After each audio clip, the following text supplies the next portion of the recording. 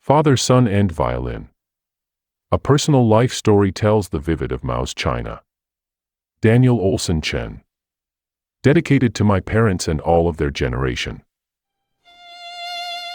Special acknowledgements. My special thanks to Ms. Mercedes Larbenz. Without her encouragement and inspiration, hard work in editing, artwork and her publishing assistance, this book would never have been made public. Chapter 22, The Second Return Home. 1. Back to China again.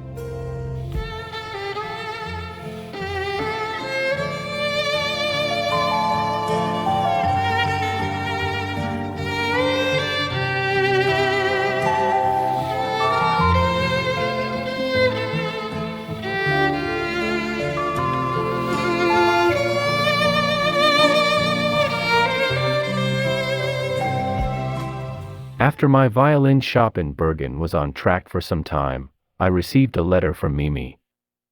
It said, "Your father is dying, this time it's for real." I made an international call to my brother Danson and learned that father was again needing an urgent surgery. Right away, I decided to betray the Norway's May Music Festival. May Music Festival is the best season of the year for business, and return to China. This time I didn't bring an expensive old Italian violin. Instead I brought the violin I made when I was young, which had been smashed by my father during the Cultural Revolution. I had restored it by myself again in a U.S. violin repair and restoration workshop in a college, with the idea of taking her back to where she was originally born, the place she belonged, and along with her, of course, quite a bit money and the determination of overcoming the difficulties with my family. When I heard the sound of the aircraft engine on my way back to China, it reminded me of my first time abroad many years ago. That was the time I heard the engine and had the thought in my mind, now I'm a violinist, I'm a fine person, I won. This time I had to change the sentence, however, now I'm not a violinist anymore, I'm not a very nice person, I lost. But thinking about it twice, I decided I should never call myself a loser. For instance, in this case, it was true I had lost as a violinist, but by doing that, I had lost handcuffs at the same time. I became free. Free to do whatever I wanted, read, write, travel, make friends, learn to abandon vanity and build relationships and enjoy life. Indeed, if I thought of it this way, I was a big winner. Hey, come on, one can say whatever one wants to say and however they want to say it, as long as it feels good, right? Sometimes, the spirit of AQ is very great and useful. AQ is a Chinese figure who loses all the time but later always finds a good way to comfort and satisfy himself. In China it's called the spiritual winning method. After the meal on the plane, I yawned, wanting to take a nap, but just couldn't. My entire mind was obsessed with one word, loser. Little by little, I started to realize that for all those years, I only fought with father on the surface, but inside, what I really needed to win was his respect. Maybe not only respect, more perhaps, love. A word we were not used to, nor was it familiar among Chinese society, at least in my family.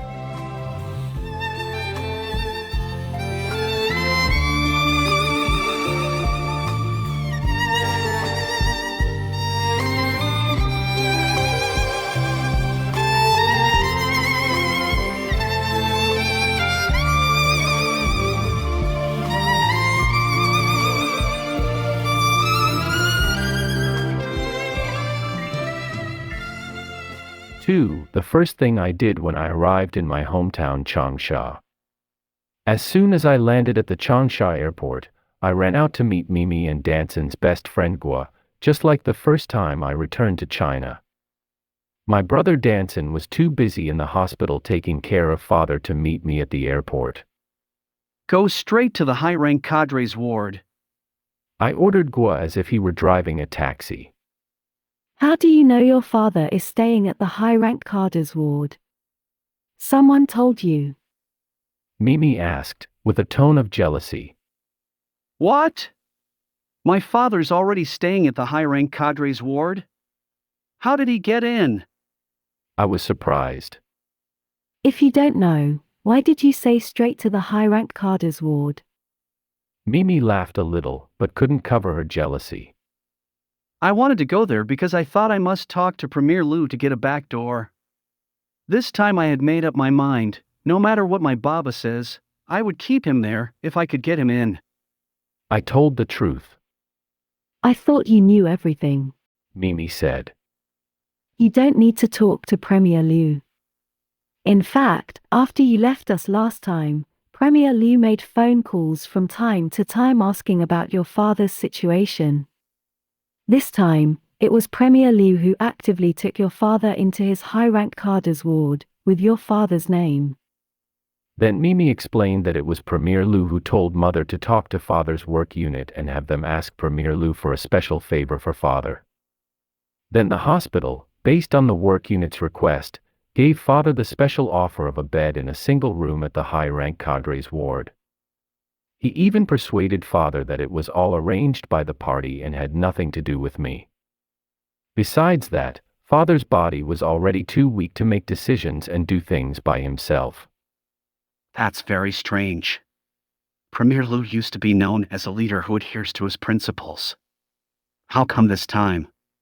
Before I finished, Mimi stopped me with a jealous tone. Because you got his daughter-in-law to Japan. What? Ma Xiaomao went to Japan? I was even more surprised with this piece of information. Not went to Japan, but is going to Japan soon. Everyone knows you arranged that, so no need to cover up anymore. Mimi said. Followed Guo adding. You and Premier Liu help each other. A very much used saying within the Chinese community.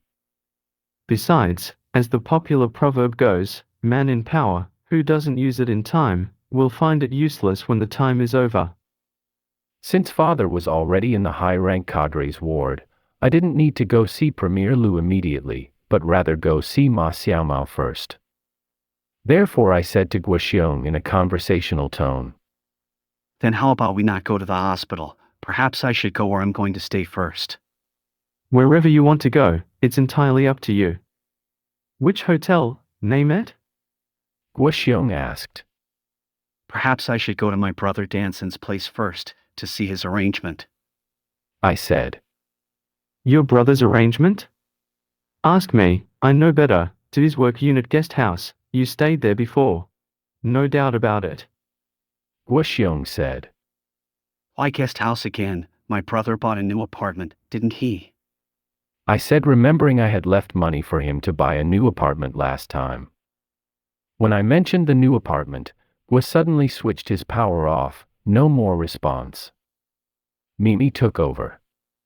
I thought that too, that's why I got the key from Panjia. When Guo's car entered Danson's working unit, the Hunan Medical University, he asked. Where first? I mean to your mother's place, or your brother's place? What? How come my mother and my brother don't live together? I suddenly had a sense of being cheated. Didn't I leave the money to buy an apartment so that they could live together? Your brother's new apartment is on the 4th floor. It wasn't that he wanted to buy an apartment on the 4th floor, but got it by drawing straws. Even after offering money, people wouldn't exchange it for the 1st floor, for the simple fact that there are just too many benefits to living on the 1st floor. For instance, people can run a business by just opening a window, or raising some chickens to lay eggs, or planting some vegetables. Some people even dig a basement and use it as a storeroom. Guoxiong explained.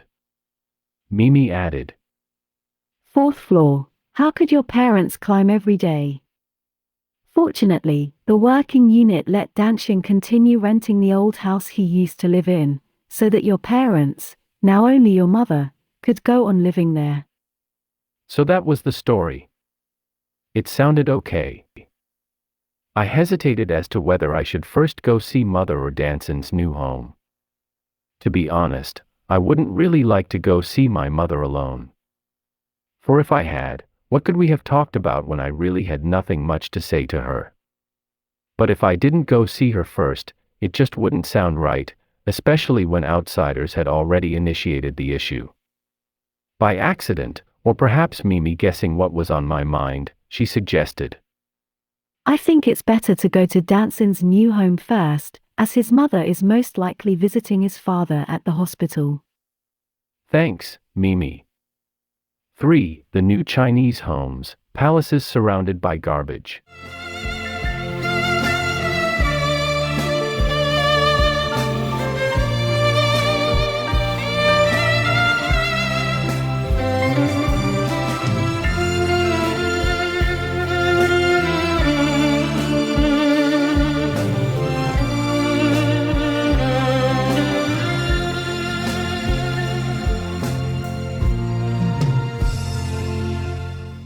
Before I say any more, I must make it clear that what I wrote happened in the 90s. Nowadays, China has improved very much. On the way to Danson's new building, some private cars were parked haphazardly along the road. In front of the building, each unit had a huge iron gate. Mimi opened the iron gate with keys. The passageway was filled with bicycles. Walking sideways to the stairs, I was given a warm welcome by all kinds of garbage, cigarette butts, sputum, etc. With a scene like this, I thought to use the Chinese word, new building, was somewhat a distortion of the language. At each dwelling there was a trash can in front of the door, as if standing guard. After seeing 8 guards, we finally made it to the 4th floor. Mimi opened the door for me but didn't let me in, because Change shoes first.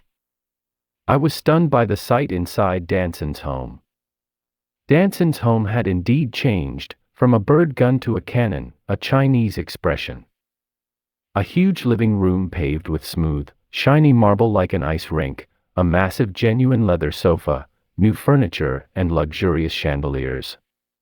Ah, he spent my money like that. I blurted out. However, Mimi explained that nowadays all new Chinese homes are like this. My brother's new home was actually below average. Today, most middle-class Chinese family homes, after stepping across the garbage on the stairs, are of an exaggerated luxury. As soon as I put my things down, I suggested we go see father. Though Mimi said it might be a bit too late, she immediately called the hospital. Of course it was Panjie who received the call.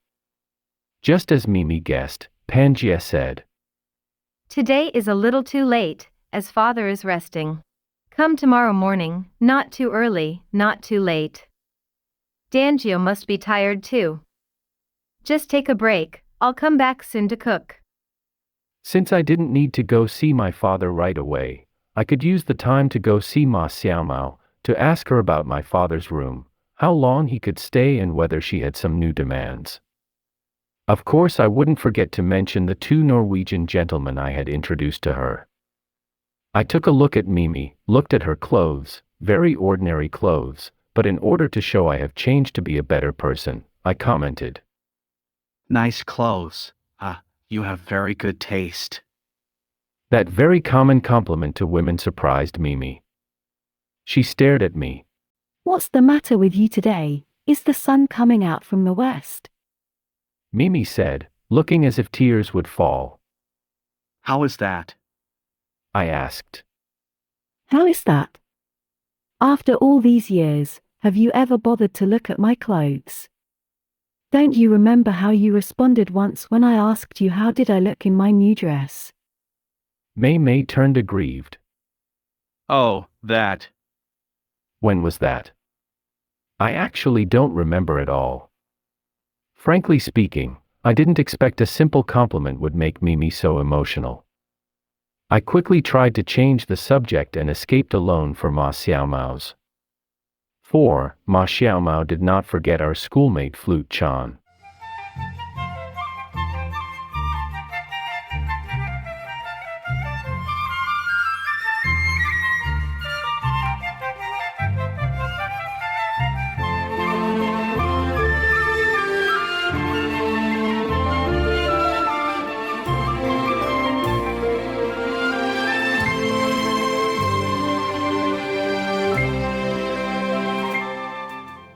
When I met Ma, the first thing she told me was that in fact, she had been long preparing her way to Japan. Going to Norway was only a backup, just in case she failed to go to Japan. Therefore, when she got her visa and was ready to go to Japan, naturally the rumor was that I had caused it. She felt no need to explain and just let the rumor be. I appreciate so much your helping my father. I don't know how to thank you. I asked for her demand. That's not the problem. The thing is, I'm not so sure how long the hospital can keep your father. Ma said. What do you mean? I got nervous, afraid, wondering if I could meet Ma's new conditions. Your brother didn't tell you? Your father's work unit didn't pay the full medical fees in time, with the argument that your father isn't actually a high-rank cadre, so only the fees of an ordinary hospital level can be reimbursed. What? The government has its policy. I didn't have more to say. As the Communist Party's policy states, all cadres who took part in the revolution before 1949 will have full Medicare covered. That's right, the government has its policy, but the local government has their ways of playing around that. A very popular and vivid description in Chinese society. This isn't only your father's problem, it has become a phenomenon for many retired senior cadres. You just got back, have no idea about the country's domestic problems. Staying longer, you would find out a lot of things. By end of the conversation, she hadn't put it into words, but her facial expression said, You owe me. How could I repay you? I didn't want to owe people. Repay me? Oh no, I'm all right. But if you have the chance and ability, I would appreciate your giving our old schoolmate Flute John a little help. Ma revealed her true hope. Flute John, wasn't he happily rooted in Xinjiang? I remembered that once Ma had told me. Don't make fun of him, that's too cruel. You don't think he's poor enough, both in money and in life? After an explanation from Ma, I learned Flute Chan's health broke down and he returned to Changsha. As Xinjiang construction troops were supposed to be part of the Chinese army, the retired people should have social benefits, which includes Medicare. As he couldn't get any, he went to Beijing together with other petitioners asking the top government for Medicare and other benefits they were entitled to, yet every time, he was caught and sent back. He was now making a living selling roast mutton by the roadside. 5. Stocks and family.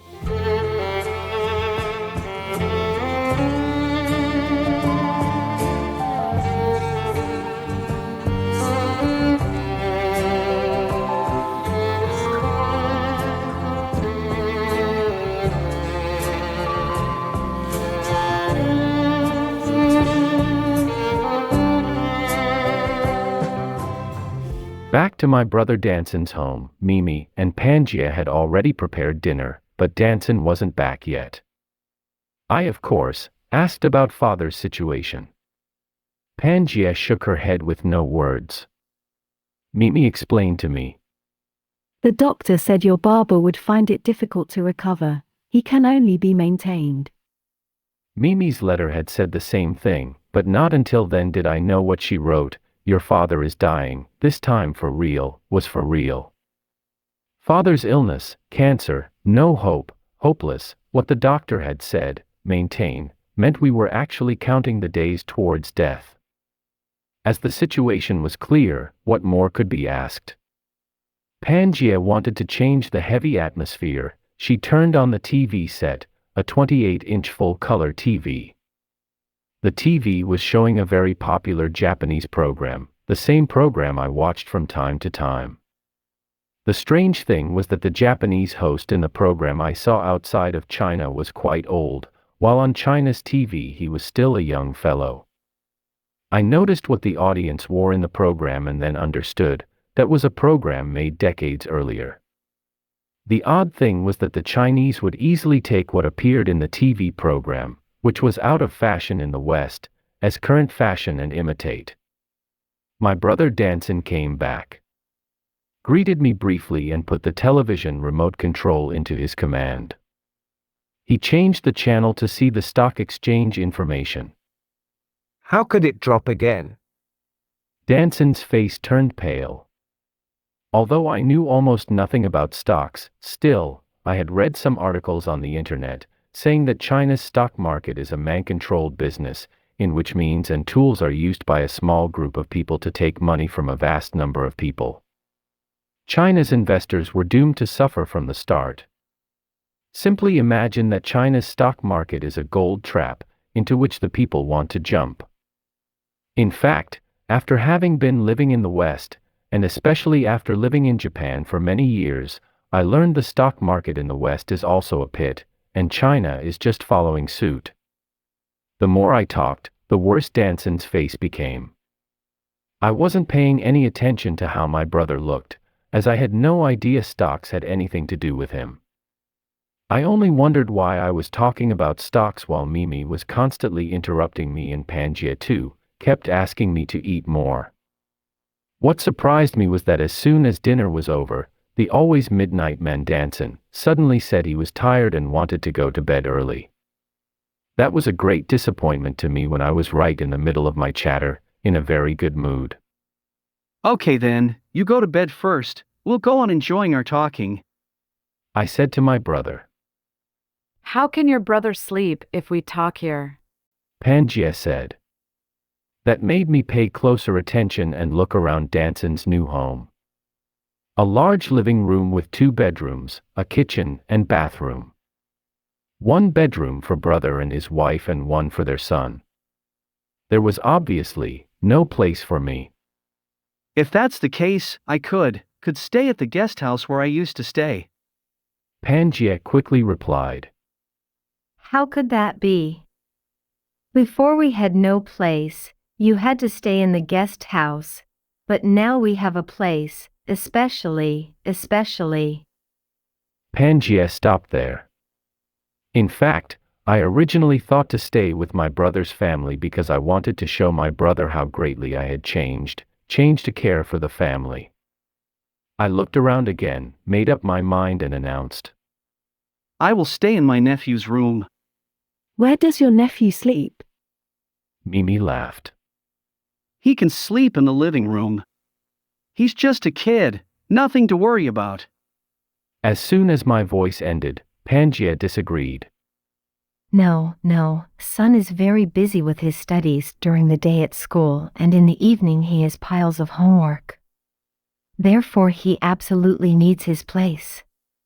So just listen to my arrangement, Danjo, sleep in the master bedroom, Danson and I will sleep in the living room. After going back and forth and my repeatedly stressing that the living room was closer to the restroom and how important that was to me, the final decision for me to stay in the living room was reached. Danson went to bed early. Listening to my bragging, my nephew with his mouth half open was dragged to bed by his mother. Mimi made an excuse and left. In the living room, only Pangaea and I were left. I didn't feel like boasting in front of just one woman and said, You may go to bed too. I'll just watch a little TV.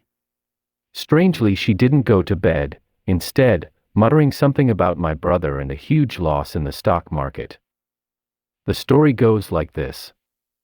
Danson didn't use the money I left to him to buy the new apartment.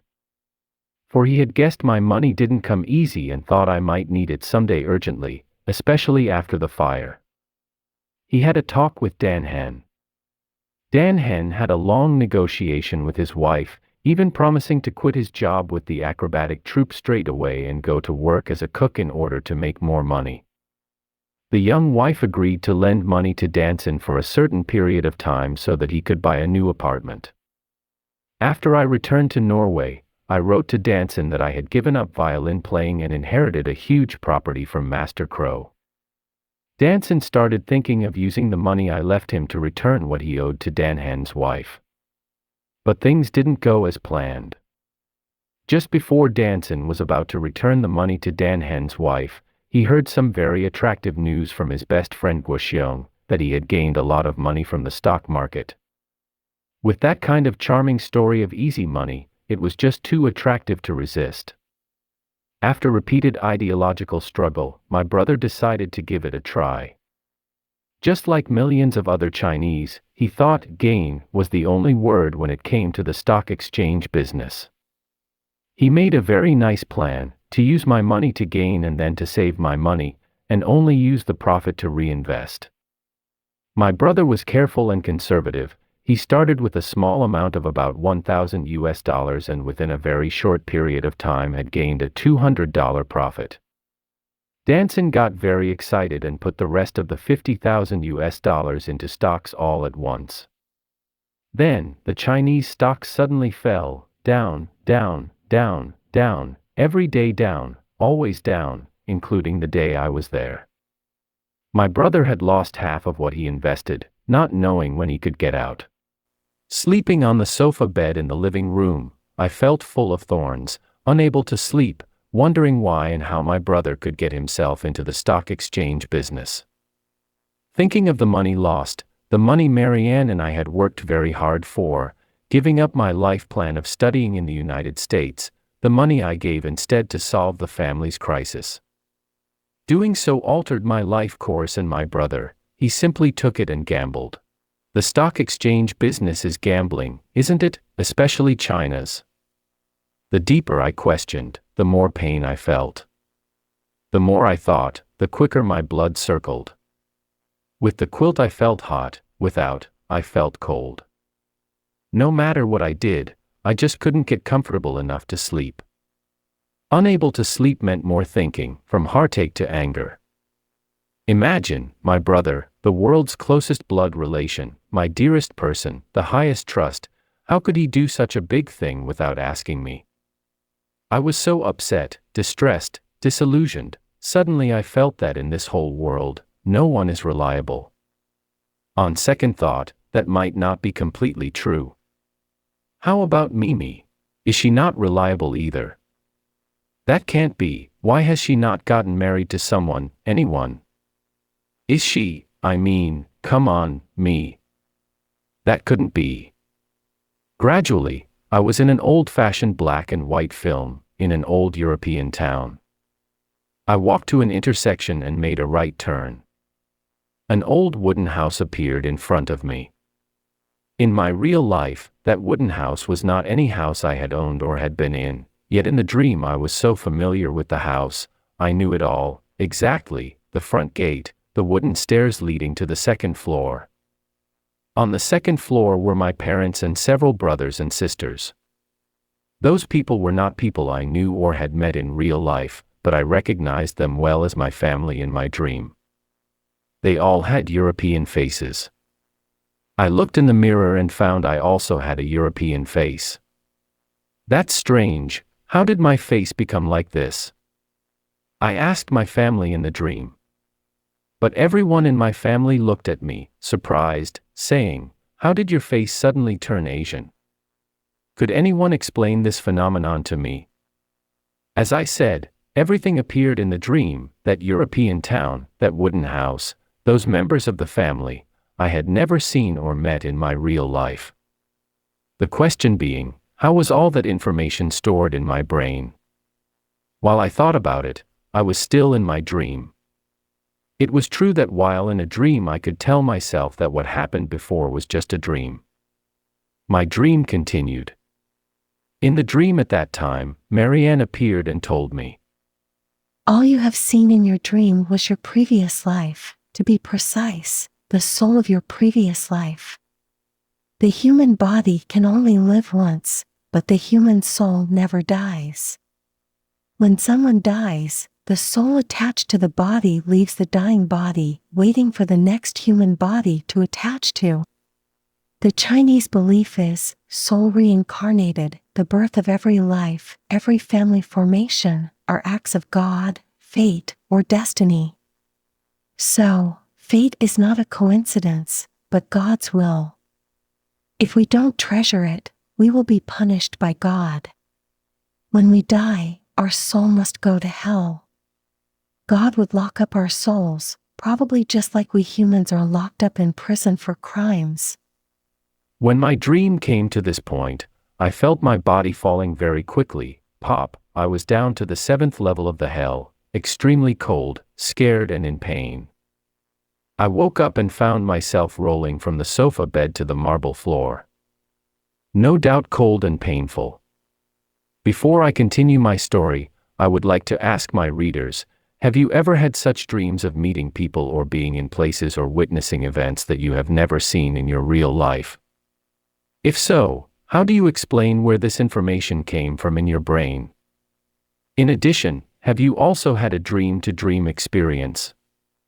So-called dream in dream is while dreaming, you could tell yourself that was not true, you could force yourself to wake up from one dream and continue with another dream. I turned on the living room light. To exploit the nearness, I went to the bathroom.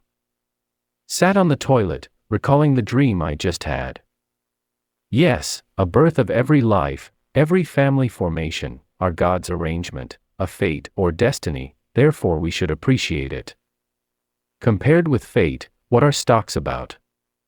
Some kind of paper, nowadays not even papers that we can hold, touch and feel, but some numbers on a computer screen. When the PC is off, everything is gone. I habitually consumed some toilet paper though nothing came out of my stomach. Out from the bathroom, I found Danson sitting in the living room. I apologized that I had occupied the toilet for too long a time. I'm not waiting for the toilet, Danson said. But why did you get up in the middle of night? Are you afraid that I would fall into the toilet? I tried to show my sense of humor. Yet Danson certainly was not in the mood to appreciate my humor. After a stalemate for a moment, I felt the time and air begin to solidify. I knew the atmosphere was no good. I told myself that I had to find a better joke. I say. Danson immediately responded. Anything you say, I will listen. You'll feel better when you pour everything out. I just want to say, what was that? I forgot. Or you say first. I declined too. Okay. Danson took a deep breath, gathering the courage. About the stock thing, I know, but don't worry, I won't use any of your money. In time all your money will be returned to you. This is a promise. You think I care for the money? I blurted out, my voice filled with heartache and anger, revealing that I actually cared about the sum of money very much. I said it again. You think I only care for that money? As soon as I said that, I realized that I should actively show a family-first attitude and immediately changed my tune. Money is of course important, but our brotherhood is more important. I felt a little uneasy after saying that. In real life, often, for we Chinese, emotional language or affection is not easy, though it's from one's true feelings and heart. Forget it. Not only have you lost my money, but also disturbed my sleep. Go back to your bed, never mention those stock things again. I hit my head to the pillow, adding, Turn off the lights, please. Lights were turned off. I heard the sound of my brother shutting the bedroom door. Having just turned my body to a more comfortable position, I heard the sound of Danson's bedroom door open again and then the very unfamiliar, small but sincere voice of my brother. I'm sorry. I hastened to snore loudly like a huge pig. Suddenly, I felt very warm, from my heart and throughout my whole body. After that, we never talked about the stock thing again, as if nothing had happened, though from time to time I felt some grievance. It's not fair at all, that my brother played stocks and I paid for it. The next morning, Danson and his wife got up early, but I still pretended to sleep late to show them that I was comfortable, though the truth was, I was not at all comfortable. At the breakfast table, I put the money I brought for Father on the table, saying, I've heard Father's work unit failed to pay the full medical fees to the hospital. We can use part of this to pay for it. After saying that, I pushed the money on the table towards Danson's direction. I did that, of course, to show my respect to Danson as the leader of the family, and also, that despite the stock trouble, I hadn't changed my full trust attitude towards him. Danson, of course, didn't want to be in charge of the money, instead suggesting I hand it to father directly. I understood his position and feelings. Besides, it was an opportunity for me to show my feelings in front of father, maybe the last opportunity. So, let's go to the hospital immediately. I proposed. Every one of us needs to work in the morning, so let's go together in the afternoon, Said Pangaea. Then who's in the hospital taking care of father? I asked. Mama. Pangaea answered. By the way and tone she spoke, I felt Pangaea's warmth towards father had cooled down to a certain degree. However, even if that was true, it wasn't difficult to understand as chronic illness loses the best child. Pangaea, as a young woman, had spent so much time and energy, over so many years on my father, a physically destined to disappear old body. How strong it was. Pangaea didn't notice I was thinking. She went on making arrangements. In the afternoon Danhan will come. The hospital bed is too hard. I borrowed a 3-wheel canteen vehicle. Danhan and I will go buy a sponge mattress for father first. After that I will call you, then you can come to the hospital. 6. Mimi, silly.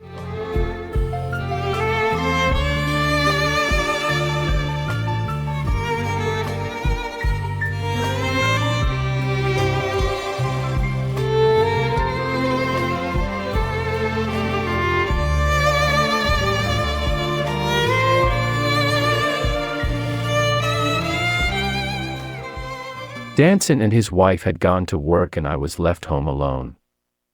I was bored for I had nothing to do. I switched the PC on. Talking of computers, it really is a very good way to soak up time. As soon as connecting to the internet, we get into a vast world, or fixing a minor problem with your computer could also take up hours. When the computer was on, the QQ, the most used Chinese communication network system, similar to Messenger, showed Mimi was online. Hey, it's Danjo, is that you, Mimi? I wrote. 4D, the other side replied, meaning yes, yes, in Chinese. What are you doing? If nothing, we'll go out, okay? Okay, Mimi replied. How about going out for a movie? As soon as I sent those words, I felt that these words, that I had used to ask young girls for a date, were quite out of date. HHH, 886. Mimi offline. I could guess 886 was Hunan dialect meaning, bye bye Luo, but what was that HHH? Was it laughing, ha ha ha, or Chinese initials for good, or Japanese HHH, meaning to have sex? When we met I asked Mimi what she meant by HHH. She said she meant hum, to express her surprise or that it was beyond her expectation. She said years ago she had asked me out for movies, but my reply was always, Movie, why? That's the best way to waste time. To show my sincerity, I insisted on taking her out. I brought enough RMB, plus a credit card. Together we went to a Japanese-owned shop in the center of Changsha City called Pinghe Tang. When we saw cosmetics, I asked her if she wanted any. When we saw jewelry, watches, shoes, even discounted Japanese washing powder, I asked her if she wanted. Mimi looked very happy but wanted nothing. Every time I asked her, she used her hand to touch my forehead. I thought something must be wrong with my forehead. I found a mirror by the side of a photo place. I looked at myself in the mirror, nothing seemed to be wrong about my forehead, no dirt, no hair, sorry, some hair. She laughed and laughed. Eventually I had to ask her why she was touching my forehead all the time. Her answer was, I touch your forehead to see how high a fever you have, because you must be very sick, or abnormal today. We spent about an hour there without buying anything. I felt very bad for I had spent no money, so I suggested. Let's find a good place to have lunch. I rent a place, we can cook there. Mimi's tone left no room for negotiation. When I raised my hand calling for a taxi, she told the driver it was a misunderstanding, as I was calling for a friend on the other side of the road. She dragged me to the other side of the road. A bus stopped just in front of us. Following her, we got on the bus and she paid the bus fare. When we arrived at her place, it was a small flat in an old building. She told me it was her relative's place. As the relative bought a new place and moved out, they left some old furniture to give people the impression they were still living there, so when developers came for demolition they could demand a good price. Mimi volunteered to stay there looking after the place for a relative, free of charge. Little by little, Mimi brought her things into the flat. Gradually the small flat became kind of her own castle. Mimi very quickly and skillfully made a few dishes, in which the fish soup was extremely fresh and tasty, more delicious than anything I could remember. After the meal, Mimi only put the dishes away, not cleaning them immediately. She took a small bench and sat in front of me, as if waiting for some action. Seeing me look a little uneasy, she asked me the question, a question that she probably wanted to ask for a long time. Why don't you have a child? I spit out something hidden deep in my heart. I didn't have a child, because of the bad relationship between my father and I. I was so afraid if I had a child, the relationship between my child and I would be as bad. Of course, that was only part of the excuse. The truth was, I wasn't ready to have a child at that time, mentally or economically. Recalling that conversation, I really don't remember much. I only remember the impression she gave me, which was that she could help me with that if I wished. That offer was really beyond my expectation. I looked at Mimi. She used to be the small girl living next door who shared the kitchen with us, the girl we grew up together with and who we might grow old together with too. I never felt she was not one of the family. I thought it was time to say something. Mimi, thank you for all these years. Those words came so sudden Mimi didn't know how to react. She looked at me, as if she saw something strange. I wanted to say more, but found no words were good enough to praise her, for so many years. Mimi, I say, you are really a little bit silly. I mean... No need to explain, I know I'm silly, not only silly, but very silly, a silly fool, not only a silly fool, but also ugly. Mimi said as she made a silly grimace and then playfully. You remember the Lei Feng diary? As long as we can serve you, I am willing to be a silly fool. All Chinese people born in the 50s, 60s, or even 70s would know Lei Feng's quotation, serving the people, willing to be the people's fool. If the Lei Feng story was true, that he was willing to be a fool to serve the people, he must have a deep and true love for the people. But when Mimi says she would like to be my fool, what kind of feeling towards me was inside her? I stared at her, the silly ugly fool. I felt she was rather pretty. I wonder how is the banana? Mimi suddenly started to talk, in an ambiguous tone. She went on. It should be ripe enough by now, and the skin should be peeled off, and ready for... Mimi stopped there. Timidly she lowered her head. It reminded me during our childhood stealing a raw banana and Mimi was forced to have it in her nose without peeling the skin, and later we were taught we had to wait until the banana was ripe enough and peel the skin before eating. This has been an inside joke between Mimi and me. I mentioned it from time to time to embarrass Mimi, and I also remember she mentioned this at the night just before I went abroad for the first time, when we stayed at the same room in a hotel. But that day, Mimi mentioned it again. Certainly this had a profound meaning in it, which made me flush, and feel a little nervous and uneasy. After all, we were adults then, we both knew what she was talking about. Yet with her, as Mimi to me, had never been a female figure, but a member of the family, in fact the closest family to me next to dancing, but never more than that. It was from that moment I realized, to her, I might not be just a family member, but also a man, maybe more a man than anything else to her. I embraced Mimi tightly and snugly. 500 words are omitted below.